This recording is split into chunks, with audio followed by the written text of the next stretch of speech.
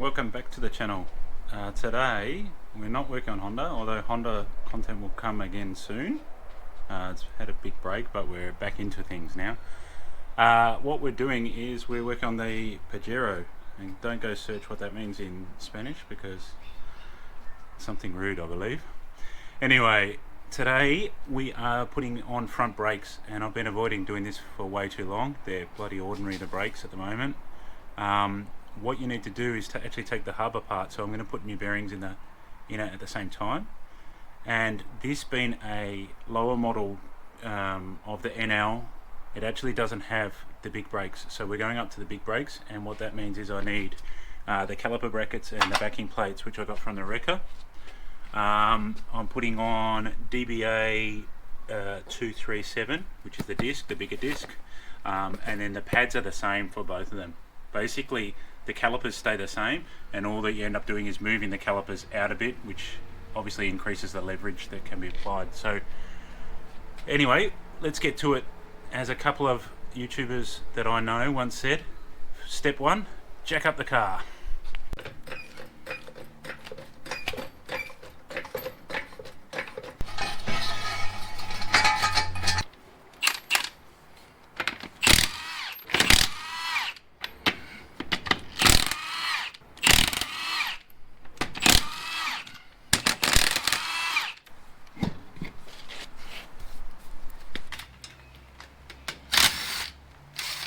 If you've got these manual hubs, make sure they're in free, and then when you take them off, they'll stay together, they won't come apart.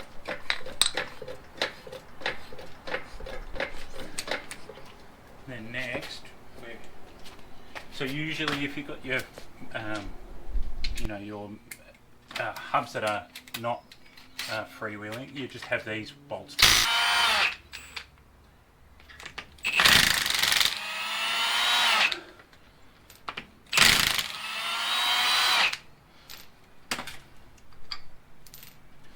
Alright, now we've just got this circlip in here, and you just got to be careful it doesn't flick across the other side of the world. Okay, now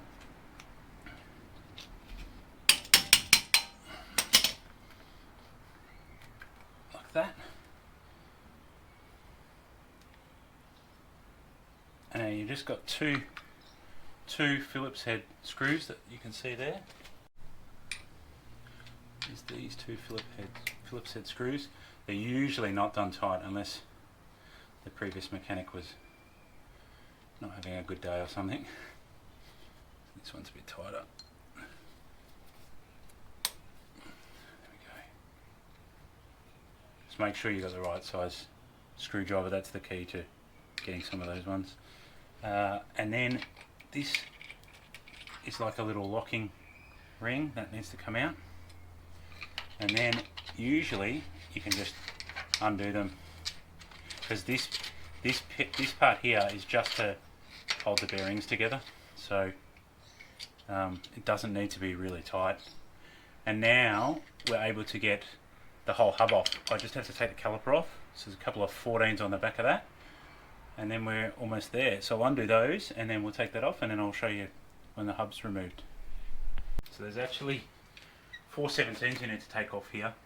The two that hold the caliper bracket onto the car are really tight. I think 100 foot-pounds. So you'll need a big breaker bar, like I'm attempting to use here. And they come off with a bit of a crack too.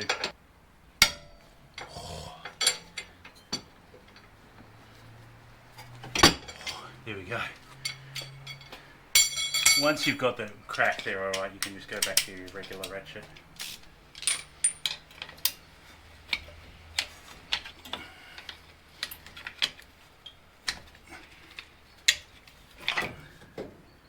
Just going to let those dangle there. Alright, there we go.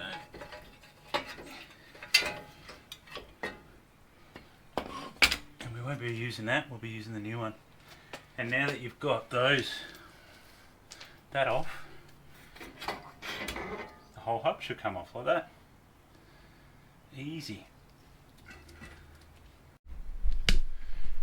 So if you've got ABS, you'll have a ring like this in here, and what I recommend is you clean this. This is the sensor here, and if you ever have like a airbag warning light, that's often the cause if you go through lots of mud. I'll take off this sensor. It's just, I think, 4 bolts here, and then there's a bunch of bolts that hold the rotor onto the hub, so I'll remove those two so it's easy to handle.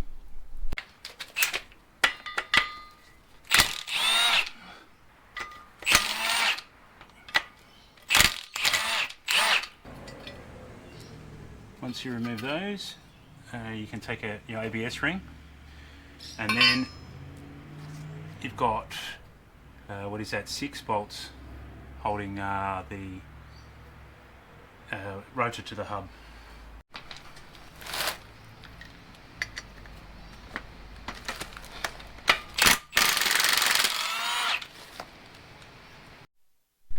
And so after a bit of persuasion, the rotor comes off the hub.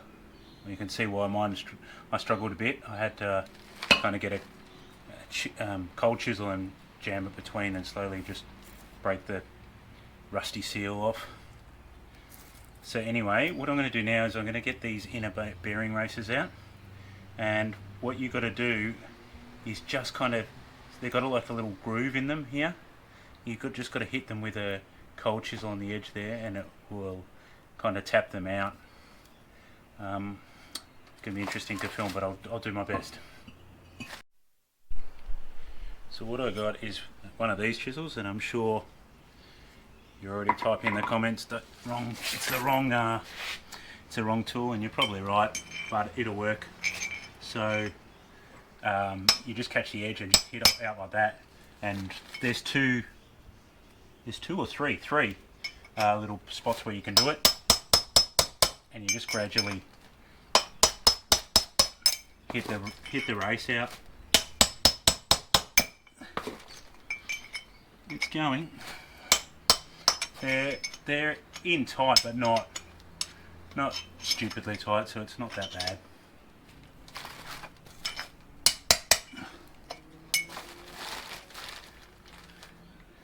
And I can't actually do it now because I've got to.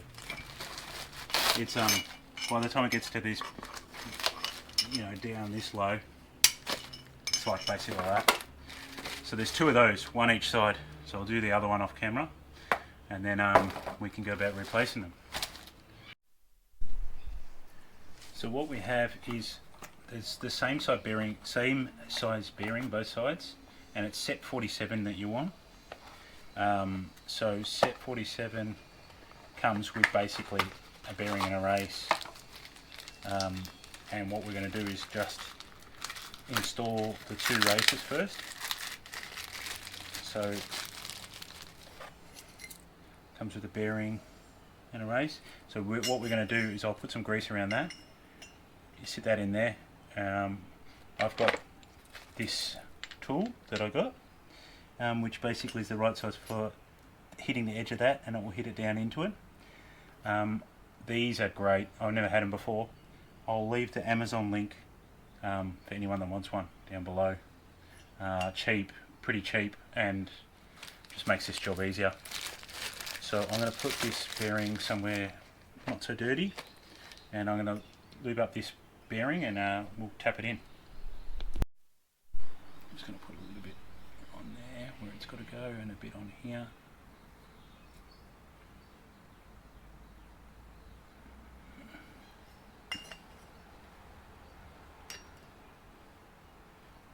Just try and get that straight to start with.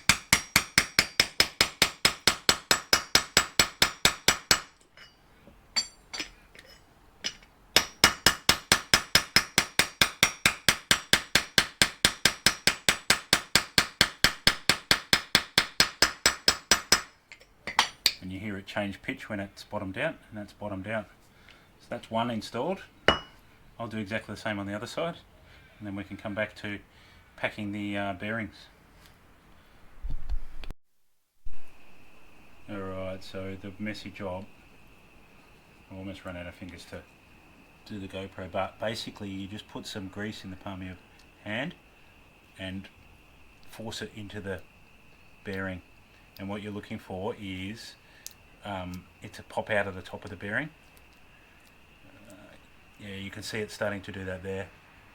So that you go all the way around, forcing it through the bearing. And once you've done that, it's packed and it's ready to plop into your hub. Anyway, I'm going to go and do that off camera and then wash my hands, and we'll come back to it. So I've just installed the seal. That's for the back side, the side with the ABS ring on, and now there's a bearing in there and then the seal on, so we're ready to put that back on. Before I do that, I'm just going to give the back side a wipe with some brake cleaner and clean it off.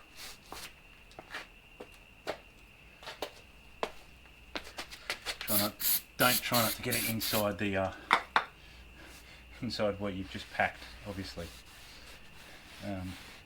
Just give it a quick wipe off like that.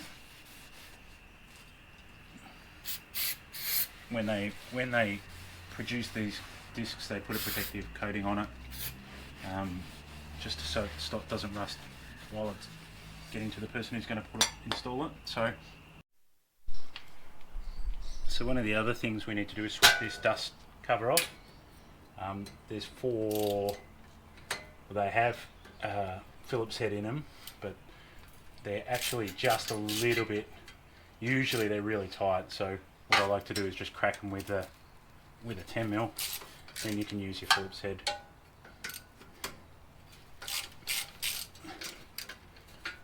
And the larger disc ones are actually just a tiny bit bigger. And this one's going to be fun because I can't get a socket on it. I will do it with an open ender, I think.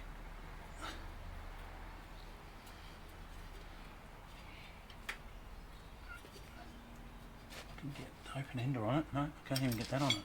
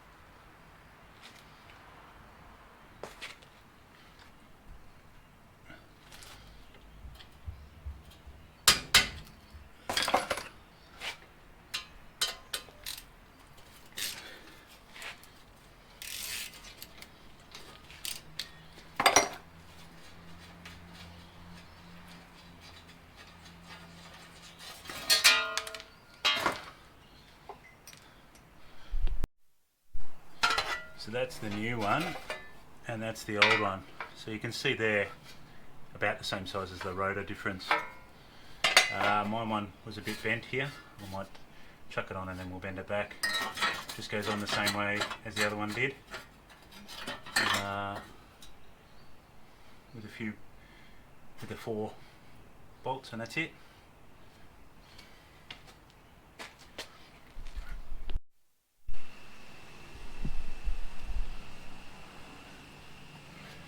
Try not to touch the side that we've just cleaned.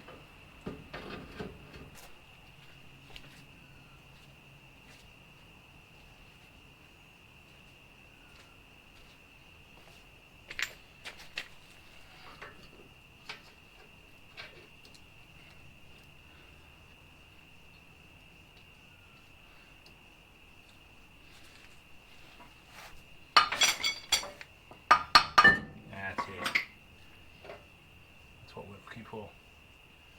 That's better. So now it's just a reversal of installing. What I'm going to do is just give these a bit of a clean up. They've got all the old grease on it, so I'll just get rid of the old grease and then we can slap this together. You do have to tighten this, and it was pretty tight, 120, 150 foot-pounds or something. There is a tool to do it. I don't have the tool, so I'm just going to risk it by using a couple of screwdrivers and see if we can get it tight, and then you kind of loosen it and just get it right. So let's see what we can do. So this just goes the little divot side in.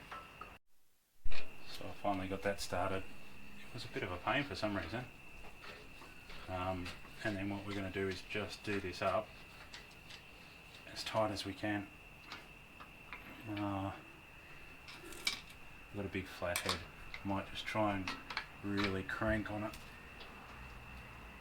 Basically, I think it's to squish the bearings together, just so they're seated properly. Obviously you don't run it that tight, you back it off. It's basically just so it's holding it there. So I will do my best to tighten this, and yeah, if you want to do it properly, great, get the tool, you get a torque wrench and torque it up, and then you undo it and then you torque it again and then you back it off again, I think. So anyway, I'll get this done up. Next that goes on after that is this plate, and then you just line up a couple of screw holes and it just locks it in. So I'll get that done. So just before I put these new caliper brackets on, I just thought I'd show you the difference between the old one and the new one. You can see this is offset down, I don't know, like 20 mil or so, and that's just to accommodate the larger rotor that we've already put on. So the caliper actually stays the same, so you can leave the caliper connected, but you don't need to bleed it. I will do a flush of the fluid, but you don't need to bleed it, and that's kind of what makes this I guess conversion, it's not really a conversion, just upgrade a bit, you know, a good option for those with a smaller, any of the Gen 2, maybe even Gen 1 that had the same rotors. You can do this. So yeah, I'll get this caliper bracket mounted back on, get the caliper in, and we'll put some pads in, and we should be almost good to go. So the caliper bracket bolts straight to the same spot that the other caliper bracket did.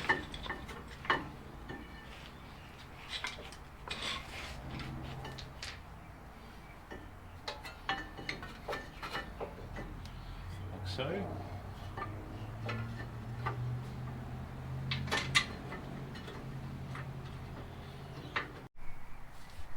So to get the caliper back in, I use these C clamps, G clamps. I'm not sure if this is the, you know, if it's the right way of going about it, but you just slowly squeeze the pistons back in to make room for the new pads.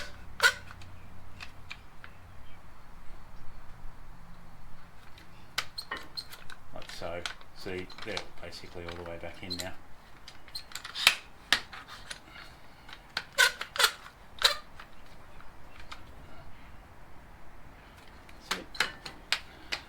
So now we can chuck some new pads in.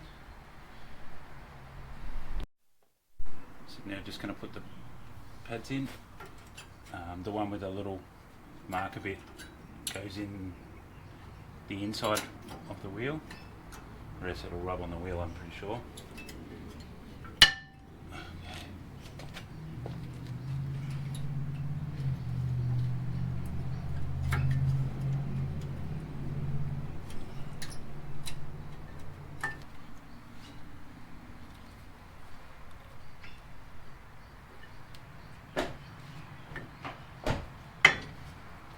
And then we've got the bolt from the other side, greased up, ready to go.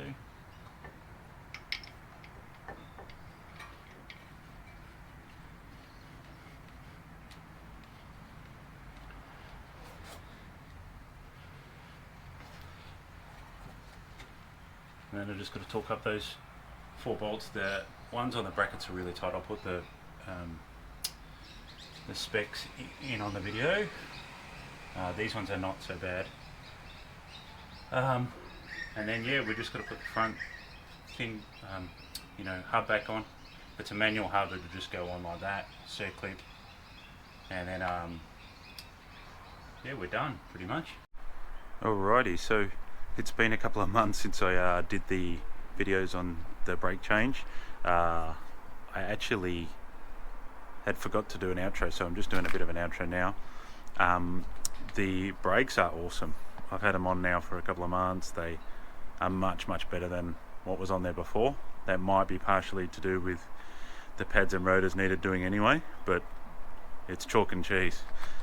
At the moment I'm doing a bit of a timing belt on this thing. That's a mission. Might do a bit of a video on that as well. I did change the fluid. I bled the whole system. Basically what I did is removed all the fluid from here with a larger syringe, like a medical syringe, and then basically bled the brakes from the furthest away from the master cylinder and then gradually each wheel to the closest one. That's the best way to do it, or the only way to do it, I think. Anyway, that's probably a wrap for this video. If you're thinking about doing that brake upgrade, just go ahead and do it. You can get the caliper mounts from your local junkyard or wrecker, and just make sure you get the backing plates. Getting the backing plates is probably more work than anything else from the junkyard, but kind of makes it a bit more complete. Anyway, that's a wrap for this video. If you did like it, give it a like and subscribe, and we'll be back with more content soon.